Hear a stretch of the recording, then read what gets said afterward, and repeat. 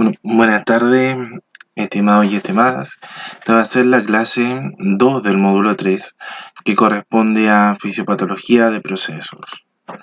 En esta clase vamos a aprender tres procesos que son importantes en cuanto a medicamentos en sí, ya porque muchos medicamentos condicionan estos tres procesos que tienen que ver el primero con la inflamación, la fiebre y la producción del edema.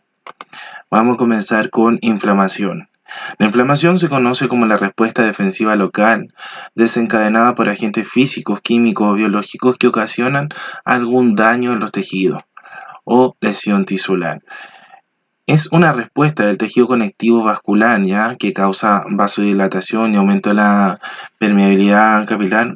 En un ratito más vamos a ver qué es esto de la permeabilidad capilar, ya mediada por agentes bioquímicos con manifestaciones locales y otra a nivel sistémico y cuyas funciones principales son eliminar siempre los tejidos muertos, ya cualquier tejido muerto que se encuentre en algún daño de los tejidos ya va a significar infección. Por lo tanto, también la inflamación nos protege frente a una infección local porque elimina los tejidos muertos. También facilita el acceso del sistema inmunitario hacia la zona afectada y constituye el primer paso del proceso reparativo. Si no hay inflamación, no hay reparación, ¿ya? La inflamación es una forma que tiene el cuerpo de avisar que algo está mal, por lo tanto de que tiene que repararse. Siempre la respuesta inflamatoria va a estar mediada por una respuesta inmune de nuestro sistema inmunológico, ¿ya? Y va a estar mediada ya también por la reparación. Si no existe alguno de estos tres puntos, ya la inflamación no nos sirve. Hay medicamentos que inciden directamente en la respuesta inflamatoria, por lo tanto, nos hacen deprimir el sistema inmune o nos hacen que la reparación sea tardía. Ya ejemplo de esto son los corticoides, como prednisona, hidrocortisona. En cuanto a la inflamación, la injuria o daño en los tejidos pueden ser de origen no infeccioso, por ejemplo un traumatismo, ya un golpe, y también puede ser de origen infeccioso. Todo esto, ya estos dos puntos siempre van a activar al sistema inmune, ya que va a ser nuestra primera línea de defensa, tanto en piel, mucosa y algunas células que están en nuestro sistema inmune que se llaman macrófagos, ya para activar la defensa en órganos, tejidos y células. Por lo tanto, esta defensa va a tener varias características, ya va a ser adaptativa, por lo tanto es específica, por lo que se activan diferentes tipos de células que algunas de ellas tienen memoria. Y si yo he tenido algún tipo de infección que me produce inflamación, se van a activar esta célula, ya que se llama linfocito, y van a producir una respuesta específica. Cuando yo hablo de inflamación, podemos tener de dos tipos, ya la inflamación aguda o la crónica. Generalmente la crónica va a pasar por los mismos procesos que vamos a ver ahora. Pero la inflamación aguda es una respuesta temprana a la lesión, es de tipo inespecífica y es inducida por cualquier lesión que pueda resultar fatal. Ya siempre va a resultar en una respuesta leucocitaria, en una respuesta de nuestro sistema inmune y en una respuesta vascular. Y esto es lo que tenemos que aprender que es importante en temas de inflamación. Cuando hay una respuesta vascular, el cuerpo reacciona de diferentes formas. Lo primero que hace es generar una vasoconstricción y esto se hace como medida precautoria ante posible hemorragia. ¿Ya? Cuando hablamos de vasoconstricción, ya estamos hablando de que los capilares, nuestra arteria y vena, se reducen en tamaño para disminuir el aporte de sangre a la herida o a la inflamación o a la lesión. ¿Ya? Luego de la vasoconstricción ocurre un proceso contrario. Existe la vasodilatación que da paso a una hiperemia. ¿Ya? La vasodilatación, por lo tanto, es el aumento del volumen de los capilares y los vasos sanguíneos, ¿ya? Para que llegue más sangre. y eso se traduce en una hiperemia, ya que es el aumento del flujo sanguíneo hacia la lesión. Todo esto, estos tres procesos van a producir que haya un aumento de la permeabilidad capilar. Por lo tanto, cuando hablamos de permeabilidad, yo me refiero a lo que entra y lo que sale de las células, ¿ya? Generalmente, esto va a ser directamente relacionado con los capilares. Por lo tanto, cuando acá pasa cualquier lesión, ¿ya? La membrana que nos recubre a nosotros, nuestros capilares, se hace más porosa, por lo tanto deja salir agua o deja entrar agua. Cuando deja salir agua, generalmente se convierte, o sea, está hablando de exudado. Y cuando se deja entrar, uno habla de edema. Solamente por los cambios de presión que existen en los vasos sanguíneos. Por lo tanto, la inflamación es mediada por estímulos nocivos que pueden ser físicos, químicos, microorganismos incluso, ya que producen lesiones en un individuo que van a liberar mediadores inflamatorios y antiinflamatorios, que va a ser al final un proceso de lo que ya habíamos hablado en clases anteriores, que es la homeostasis, que es la regulación del medio interno. Por lo tanto, se pretende eliminar el agente causal, reabsorción total del exudado y la regeneración de los tejidos destruidos. Por lo tanto, de nuevo, acá hay que conocer las funciones de la inflamación. La primera siempre va a ser poner en marcha los sistemas locales de defensa a través de un exudado inflamatorio, por lo tanto va a ser la primera señal que le envía al cuerpo esta inflamación de que algo está pasando y tiene que empezar a funcionar para que estos tejidos se reparen, ¿ya? Proteger frente a la infección local con componentes del exudado, eliminar tejidos lesionados de la zona afectada y también iniciar el proceso de reparación de los tejidos. Por lo tanto, a través de toda esta cascada de sucesos que pasan en la inflamación, nosotros vamos a conocer los signos cardinales de Celso, ya que son las manifestaciones clínicas de la inflamación. Van a ser siempre 4, ¿ya? Y se le agrega un quinto que tiene que ver con la impotencia funcional. El primero se trata del rubor, ¿ya? Y se habla de la coloración roja, ¿ya? Que está mediado principalmente por la vasodilatación. Como se aumenta el calibre de estos vasos sanguíneos, llega más sangre, por lo tanto la piel se pone más rojita.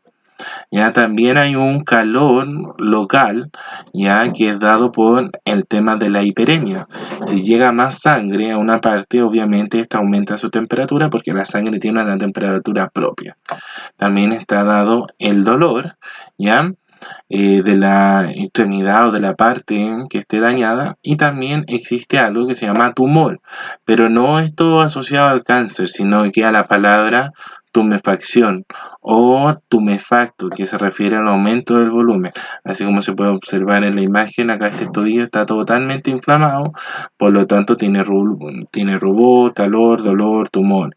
Y ahí estas 4 cosas a mí me producen impotencia funcional, lo que quiere decir que este tejido, ya esta, por ejemplo, esta extremidad, no va a hacer la misma función o va a dejar de hacerla, ya porque tiene dolor, porque tiene tumor y todo lo que habíamos visto. Por lo tanto, la inflamación de cualquier cosa, cualquier parte del cuerpo puede ser aguda, puede ser crónica, ¿ya? Cuando hablamos de inflamación crónica, ya una inflamación de duración prolongada, que pueden ser semanas, meses, incluso años, y en la que pueden observarse simultáneamente signos de inflamación activa, por lo tanto puede haber dolor, calor, rubor, tumor, impotencia funcional. Va a haber destrucción tisular, va a haber destrucción de los tejidos, ¿ya? Y un intento de curación por parte del cuerpo. Y acá tienen que ver muchas de estas células que reparan las otras células del cuerpo, que es el famoso fibroblasto, ¿ya? Por lo tanto, cuando la inflamación crónica evoluciona, tiene varios caminos, ¿ya? Puede mantenerse crónica, por lo tanto no hay ningún cambio, y es mucho lo que pasa con algunas enfermedades, por ejemplo el lupus eritematoso sistémico, la artritis reumatoide, ¿ya? Que quedan iguales, la gente sigue con inflamación y dolor, ¿ya? puede remitir, por lo tanto esta persona está curada de la inflamación crónica. Hay muy pocos casos ya que una inflamación crónica se cure. Se puede reagudizar, como en el caso del asma, que tiene reagudizaciones de los síntomas, porque también se produce inflamación a nivel de bronquio, ¿ya? Y también la persona puede lamentablemente fallecer, morir a causa de una inflamación crónica, sobre todo si esta inflamación crónica afecta a algún órgano de vital importancia. Complicaciones ya en la inflamación crónica van a ser varias, ya y se producen siempre como por el intento que tiene el cuerpo de reparar estos tejidos. Van a ser 5, ¿ya? La primera va a ser fibrosis, y por fibrosis vamos a entender el cambio de la consistencia de los tejidos. Los tejidos que están fibrosos ya se vuelven como acartonados, se endurecen.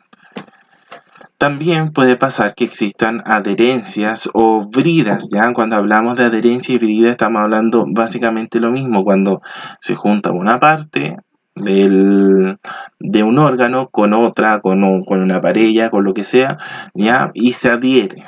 Ya la diferencia entre adherencia y brida es que las bridas, vamos a ver en una foto más adelante, forma puente, ¿ya? De fibras. También está la estenosis, que es la disminución de los conductos. Generalmente esto le pasa mucho a los pacientes que tienen una enfermedad que se llama EPOC, que la vamos a ver en fármacos respiratorios. Ya, cuando hablamos de estenosis, ya nos referimos a la disminución de los conductos. Por lo tanto, un conducto que era normal se hace más estrecho y va perdiendo lentamente su función. En este caso, en el EPOC pasa con los bronquios. Y lamentablemente hay una pérdida de la funcionalidad que a veces puede ser total, ¿ya? Y uno lo observa mucho en patologías, por ejemplo, como la cirrosis hepática, que hay pérdida funcional casi del 90% del hígado. Acá se puede observar lo que yo les decía en delante, que era una complicación crónica de la inflamación, que es la presencia de bridas. Ya esto se da principalmente en el pulmón, en corazón, en intestinos también se puede dar. Acá tenemos presencia de... ¿Qué será esto? Suena algo conocido, ¿no? Aquí tenemos un caso de fibrosis pulmonar. Ya generalmente empiezan como neumonía, ya, pero las neumonias se van aquí a la parte baja de los pulmones. Ya cuando hay fibrosis, generalmente en la parte de arriba, porque los tejidos del pulmón se empiezan a fibrosar y a ponerse duros, ¿ya? Y el pulmón lentamente va perdiendo su funcionalidad. Y acá tenemos un caso como estándar de la pérdida de la funcionalidad. Aquí tenemos un hígado de un paciente cirrótico, ya que obviamente ha perdido casi toda su funcionalidad por la inflamación continua que produce generalmente el alcohol. Por lo tanto, habíamos dicho que la inflamación siempre daba paso a procesos de reparación, ya que es un proceso que comienza inmediatamente después de producida la lesión y termina, ¿ya?, cuando un agente lesivo ha sido destruido o neutralizado, ¿ya? Si yo mantengo el agente en un sitio, ¿ya?, por ejemplo, algo que me produzca daño, yo siempre voy a estar intentando reparar esos tejidos, ¿ya? Así funciona el cuerpo. Este proceso, por el cual se sustituyen células muertas por células viables, es un proceso que incluye la proliferación de tejido conectivo con una formación de cicatriz fibrosa. Ya vamos a ver que no siempre se puede cicatrizar un tejido, ya hay veces que solamente en algunos casos se puede regenerar. ¿Ya? Y aquí hay que hacer la distinción entre dos procesos que son importantes, que es la regeneración y la cicatrización. Yo hablo de regeneración en células que yo las voy a crear iguales a las que están dañadas, ¿ya? En cambio, hay cicatrización cuando las células cambian los componentes o las características funcionales y morfológicas cuando se es dañada, ¿ya? hay muchas células en el cuerpo que se regeneran. Aquí el ejemplo más clásico es las células hepáticas. Ya el hepatocito tiene una capacidad de regeneración, pero la va perdiendo a medida que va sufriendo daño, que puede ser incluso por medicamentos, y empieza a cicatrizar, por lo tanto cambia sus propiedades, características y morfología, y ahí se vuelve un tejido cicatricial. Hay factores que condicionan mucho la cicatrización, por ejemplo, la edad, ¿ya? Los niños, por ejemplo, cicatrizan muy rápido y tienen una cicatrización casi perfecta, porque tienen gran cantidad de aporte sanguíneo. En cambio, un adulto mayor ya pierde, por daño iatrogénico que se conoce, pierde esta capacidad porque ya le empiezan a llegar menos cantidades de sangre a sus tejidos. La nutrición es un factor general importante en el tema de la cicatrización y tiene que ver mucho con el consumo de proteínas. Si yo no tengo proteínas, yo no soy capaz de generar proteínas nuevas para que estos tejidos se reparen. El tabaquismo, al igual que la diabetes mellitus, hacen que a mí me baje el aporte de sangre hacia los tejidos. Por lo tanto, yo a estos tejidos no les llega nutrientes, no les llega oxígeno y la probabilidad de cicatrizar mal es alta. ¿Ya? Lo mismo pasa con alteraciones de la respuesta inflamatoria e inmunitaria. ¿Ya? Pacientes que tienen, por ejemplo, enfermedades como lupus, artritis, siempre van a tener procesos inflamatorios que van a ser súper frecuentes. ¿Ya? Incluso hay procesos inflamatorios que complican la cicatrización, como en la famosa enfermedad de Crohn, que afecta a los intestinos, ¿ya? Y reconoce al intestino como algo externo y nuestro propio sistema inmunológico lo empieza a atacar. Por lo tanto, lo inflama y produce muchos cuadros de diarrea, dolor y así. Es una enfermedad muy fome. La Paulina Nin de Cardona tiene esta enfermedad, mal de Crohn. ¿Ya? Factores locales que inciden en la inflamación van a ser la infección de la herida. Recordad que cualquier herida que esté infectada no sana. Por lo tanto, esa es una de las importancias vitales de la curación en la herida, de hacer que esta herida no se reinfecte, por lo tanto que siga su proceso natural de cicatrización. El riego sanguíneo, la inmovilización de la herida, los cuerpos extraños, la localización. Obviamente van a haber tejidos ya o localizaciones específicas en el cuerpo que van a hacer que a veces una herida se demore más en cicatrizar. Sobre todo, por ejemplo, heridas que estén cerca de partes que se consideran sucias, por ejemplo, en la cavidad rectal, ya, ano, potito, axila, ya, porque van a estar en contacto con bacterias. Entonces van a estar infectándose y eso retrasa la cicatrización. Eso en cuanto a la inflamación, ¿ya? Vamos a ver ahora el segundo tema, que es la fisiopatología de la fiebre. Ya, siempre hay que recordar que la regulación de la temperatura está dada por algunos receptores que son de tipo periféricos que están en el cerebro y hay que captar la temperatura de la sangre. Entonces, estos receptores periféricos le informan al cerebro que tiene que subir o bajar la temperatura y el cerebro manda esta orden a través del famoso hipotálamo. Y el hipotálamo es al final quien decide si la sube o la baja y activa todos los mecanismos para subir o bajar la temperatura. Hay muchas variaciones de la temperatura, ya se varía con la edad, ya el adulto mayor tiene menos temperatura que un niño recién nacido, por ejemplo. El sexo, las mujeres por efecto de los estrógenos, ya, y sobre todo las mujeres embarazadas, tienen más temperatura que los hombres. La actividad física condiciona la temperatura, ya el horario, sobre todo en la mañana, tenemos menos temperatura que el resto del día, y el lugar anatómico de la medición. Hay temperaturas que son diferentes en 0,5 grados, por ejemplo, la temperatura rectal del axilar. Y hay mecanismos para producir calor, por ejemplo, el ejercicio, la alimentación, modificar la temperatura ambiental y los factores hormonales, ya que influyen mucho. Por lo tanto, cuando yo hablo de mecanismos para perder calor, También me puedo referir a los mecanismos que son físicos, como la radiación, la evaporación, la conducción cuando yo toco un objeto y la convección cuando yo me refiero a las corrientes de aire. Pero también el cuerpo hace su trabajo y reacciona vasodilatando, ¿ya? Y con sudoración, que permiten perder calor por radiación también o por conducción. Hay otros mecanismos que hacen lo contrario y que me aumentan la temperatura. Esta es la vasoconstricción, por lo tanto el cuerpo manda la mayoría de la sangre a partes que son internas para mantener la temperatura. Están los calos fríos o escalofríos, ¿ya? Que son las contracciones involuntarias de los músculos que se activan para producir calor. Y está la piloerección, que es la famosa piel de gallina. ¿Ya? Nosotros, en nuestros folículos pilosos, en cada pelito tenemos un músculo que se llama músculo piloerector.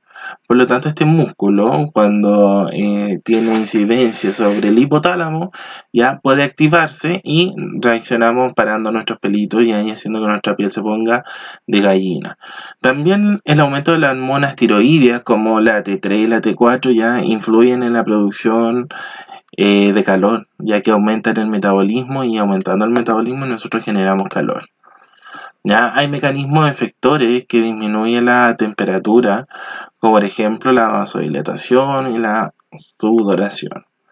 Por lo tanto, cuando hablamos del aumento de la temperatura, estamos hablando de una respuesta fisiológica compleja a una enfermedad o algún otro tipo de evento de salud. Ya no solamente las infecciones o enfermedades me pueden producir fiebre, ya que se caracteriza por el aumento de la temperatura central.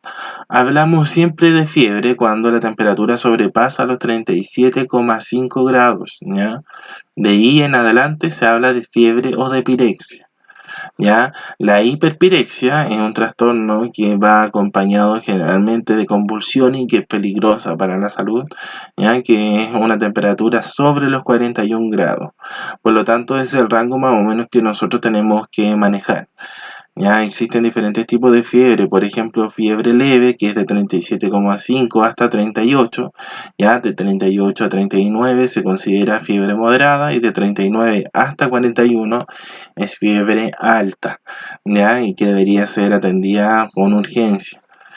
En cambio, la hiperpirexia ya es cuando la temperatura sobrepasa los 41 grados y esto pone en evidente riesgo la vida de la persona que está sufriendo esta temperatura.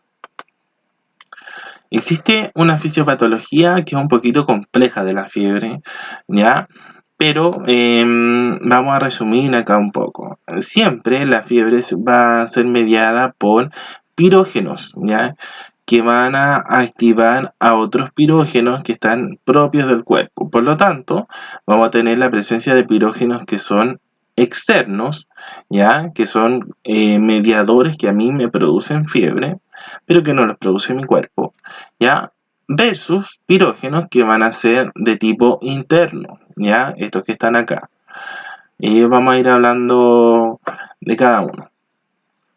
Los pirógenos externos pueden ser microorganismos, pólenes, toxinas, vacunas, proteínas, neoplasias, en el caso del cáncer, enfermedades inmunes, etc.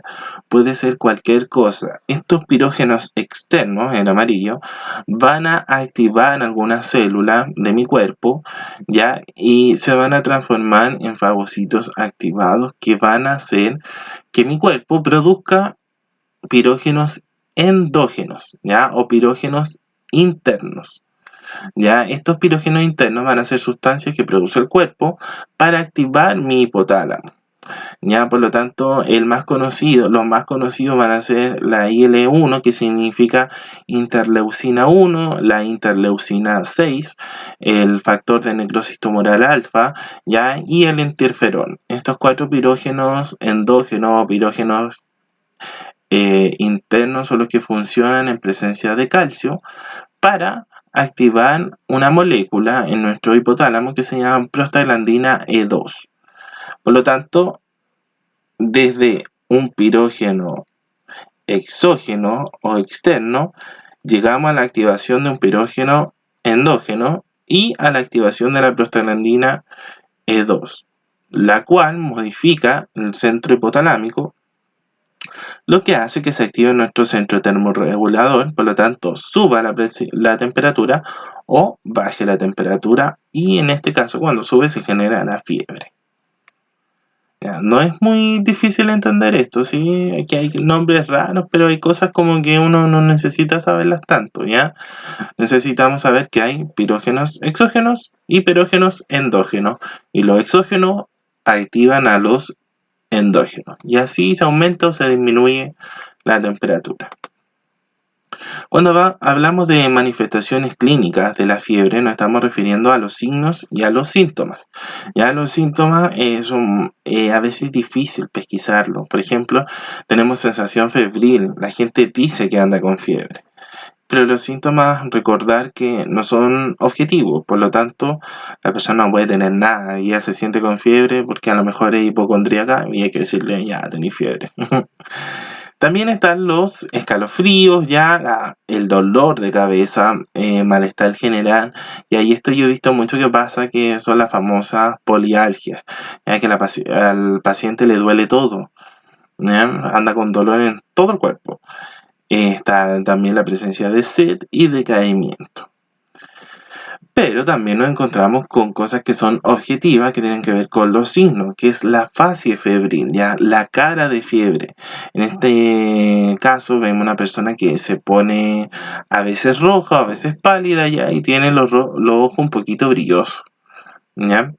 Puede tener una persona taquicardia ya mayor, una frecuencia cardíaca mayor de 100, polipnea, y ahí hablamos que la polipnea a veces es peligrosa, ¿cierto? Porque termina siendo paro respiratorio, cuando la frecuencia respiratoria está sobre los 30. Hipotensión, ya cuando la presión arterial baja desde el límite de 90 a 60 milímetros de mercurio. Va a haber sequedad de las mucosas, sudoración, la piel caliente, y esto pasa mucho, ¿ya? Hay oliguria o concentración en la orina. Ya vemos que este paciente orina muy concentrado, muy amarillo el pipí. Estos son los signos más característicos. Para terminar eso de la fiebre, hay que saber cuándo actuar, ¿ya? Y yo siempre les recomiendo que uno aplique medidas no farmacológicas, por lo tanto que hidrate, desabrigue, ya los pañitos tibios en frente, abdomen, ya, todas esas cosas. Y después, como medida no farmacológica, la administración de algún antipirético, ya que puede ser paracetamol o ibuprofeno. Ya. El último tema que vamos a ver es la fisiopatología del edema. Cuando hablamos de edema nos estamos refiriendo al aumento de los líquidos en el espacio intersticial de los tejidos. Ya es una acumulación anormal, de líquido del componente extravascular. Ya este aumento se hace a expensas del plasma. Por lo tanto, cuando yo tengo mucho edema, yo puedo caer en un estado de deshidratación, porque el agua se encuentra fuera de los tejidos y no donde tiene que estar, que es dentro, ¿ya? Esto es importante. El edema no es evidente hasta que el volumen intersticial ha aumentado de 2,5 a 3 litros. Por lo tanto, el edema tiene que acumularse harto en el cuerpo para notarse. ¿Ya? Existen varias clasificaciones de los edemas, por ejemplo, según su origen o según su extensión. Según su origen puede haber un edema de tipo inflamatorio, que se conoce como exudado, y otro de tipo no inflamatorio, que se conoce como transudado. ¿Ya? En la práctica esto recibe el mismo nombre. Nosotros le llamamos a todo exudado porque son casi de las mismas características, ¿ya? Según su extensión, esto también es importante, dependiendo de dónde se localice el edema, va a ser el nombre que reciba. Por ejemplo, si hay acumulación de líquido en el tórax, se va a llamar hidrotórax. Si hay en la cavidad pericárdica, lo que recubra el corazón, hidropericardio. Pero si hay acumulación de líquido en el abdomen, va a recibir el nombre de hidroperitoneo, o más comúnmente llamado ascitis, ¿ya? Es de acá donde hablamos del paciente ascítico, ¿ya? Y cuando hablamos de edema generalizado en todo el cuerpo, hablamos de la condición conocida como anasarca, ¿ya? Esto se da mucho en el paciente renal, termina siendo anasarca porque no tiene cómo eliminar ese exceso de líquido. Y no siempre la hemodiálisis ya es una buena opción. Causas del edema tienen que ver todas con las presiones. Ya hay varias presiones en el cuerpo que modifican, por ejemplo, los solutos, las proteínas, que aquí los vamos a ir viendo. ¿Ya? Más allá de explicarle cada una de estas cosas, uno tiene que saber que va a haber acá un contenido de líquido que va a llevar algunos solutos, principalmente el sodio, ¿ya? Y algunas proteínas que van a ser principalmente la albúmina. Ya cuando alguna de estas dos cosas cambia en su composición o cambia en su cantidad de sodio que tiene o de cantidad de proteína, el agua generalmente tiende a salir, ¿ya? O tiende a entrar. Por ejemplo, si hay más sodio acá adentro en la sangre, el agua entra y aumenta la presión.